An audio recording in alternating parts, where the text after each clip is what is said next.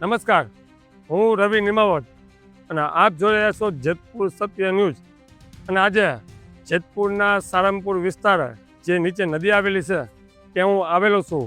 પરંતુ તે પહેલાં એક મારી જે જૂની ઓડિયો ક્લિપ જે વાયરલ કરી હતી તે બાબતે આજે હું ચર્ચા કરવા માગું છું. એ ઓડિયો ક્લિપમાં એ વ્યક્તિએ મને એવું કીધું હતું કે જ્યાં પણ પશુ પક્ષીઓના અને મૂંગા જીવોના જીવ જતા હોય એ વિડીયો મને બતાવજે.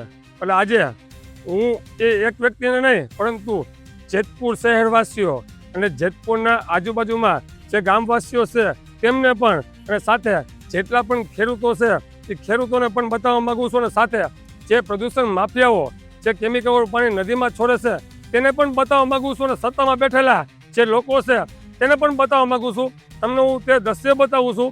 ત્યાં માછલીઓના જીવ પણ ગયા છે, તમે જોઈ શકો છો. બતાવો દ્રશ્યને.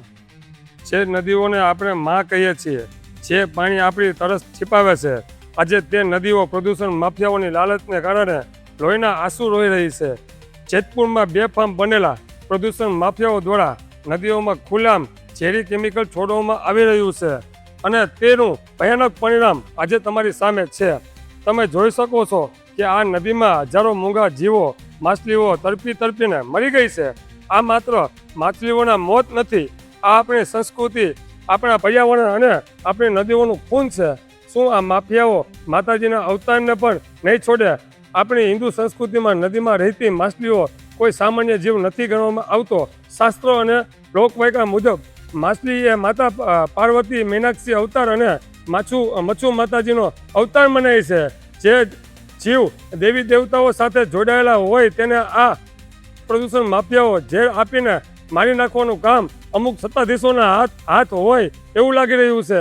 અને કાયદાને ખિસ્સામાં લઈને ફરતા આ વિધમીઓ જેવા માફિયાઓનું શું ભગવાને આપેલા જીવોની કોઈ દયા નથી? શું આ પાપનો ગડો ક્યારેય નહીં ભરાય? ખેડૂતો મિત્રો, હવે જાગવાનો સમય આવી ગયો છે. આજે હું ખાસ કરીને ખેડૂત ભાઈઓને ચેતવવા આવ્યો છું. આજે વારો આ માછલીઓનો છે, કાલે વારો તમારી જમીનો અને આપણો હશે. જે ઝેર કેમિકલવાળું પાણી આ માછલીઓનો જીવ લઈ શકે છે એ જ પાણી જ્યારે તમારા ખેતરોમાં જશે ત્યારે તમારી જમીનો કાયમી માટે બંજર વિરામ બનાવી દેશે. તમારા પાક નાશ પામશે. પશુ પક્ષીઓ આ પાણી પીને મોતના મુખમાં ધકેલાઈ રહ્યા છે. જો આજે આપણે અવાજ નહીં ઉઠાવીએ તો આવનારી પેઢીઓ આપણે ક્યારેય માફ નહીં કરે. સત્તાધીશોની મિલીભગત કે તંત્રની લાચારી, સૌથી મોટા સવાલ એ થાય છે કે આટલી મોટી માત્રામાં ઝેરી પાણી નદીમાં ઠલવાય છે છતાં કેમ કોઈ કડક પગલાં નથી લેવાતા? શું સત્તાના સપોર્ટથી અમુક મોટા માથાઓનો આ પ્રદૂષણ માફિયાઓને આશીર્વાદ છે?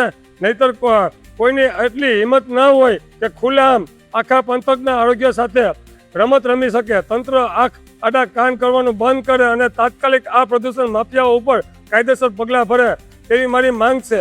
હું એટલું કહેવા માગું છું, આવનારા સમયમાં મેં જે મુદ્દા ઉપાડ્યા છે આ મુદ્દા હું આવનારા સમયમાં છેક ગાંધીનગર સુધી પહોંચાડવાનો છું.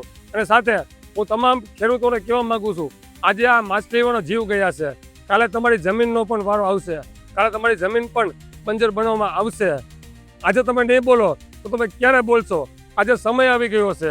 દરેક ખેડૂતને હું કહેવા માગું છું, અવાજ ઉઠાવો.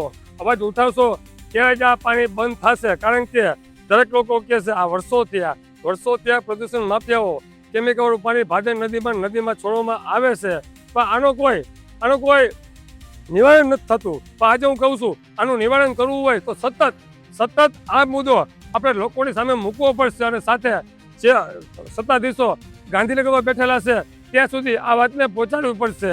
કારણ કે આ વાત ત્યાં પહોંચશે ત્યારે કદાચ એક્શન લેવામાં આવશે. અને સાથે હું પ્રદૂષણ માફિયાઓને ખાસ કરીને કહેવા માગું છું, આ મુદ્દો મેં ઉપાડ્યો છે. આ મુદ્દો હું ક્યારેય બંધ કરવાનો નથી. જ્યારે તમે લાલ અને કેમિકલવાળું પાણી જે નદીમાં છોડો છો એ પાણી તમે બંધ કરવાનું કામ કરશો ત્યારે મારો વિડીયો છેલ્લો હશે. મારા કોઈ કારખાનેદાર દુશ્મન નથી. પહેલાં પણ કીધું હતું, અત્યારે પણ કહું છું, મારા કોઈ પણ કારખાનેદાર દુશ્મન નથી. હું જાણું છું જેતપુરનો સારી ઉદ્યોગ એટલે સામાન્ય લોકોના ઘર ચાલે છે આ સારીના ઉદ્યોગથી. પરંતુ હું તમામ કારખાનેદારને કહું છું, મારા સામાન્ય કારખાનેદાર વિરોધ નથી. જે પ્રદૂષણ માફિયાઓ આ કેમિકલવાળું પાણી છોડે છે હું તેનો વિરોધ કરું છું. અને જીપીસીબીના અધિકારીઓને એક ખાસ વાત કહેવા માંગુ છું, જ્યારે પણ કોઈ સામાન્ય કારખાનેદાર હાથ ધોવા જાય છે તે તમારા અધિકારીઓ સેમ્પલ લેવા પહોંચી જાય છે, પરંતુ આજે આ નદીઓમાં માછલીઓના જીવ જાય છે, પશુ પક્ષીઓના જીવ જાય છે. આ મોટા મોટા પ્રદૂષણ માફિયાઓ જે કેમિકલ પાણી છોડે છે તેની ઉપર તમે કેમ કાયદાકીય કાર્યવાહી કરતા નથી? માત્ર સામાન્ય કારખાનાદારના દબાવવાનું કામ તમે કરો છો. અને આવનારા સમયમાં મેં જેમ પહેલાં કીધું એમ અત્યારે પણ કહું છું, આના માટે હું રદ કરવા તૈયાર છું. જ્યાં પણ જવાનું થશે ત્યાં હું જવાનો છું.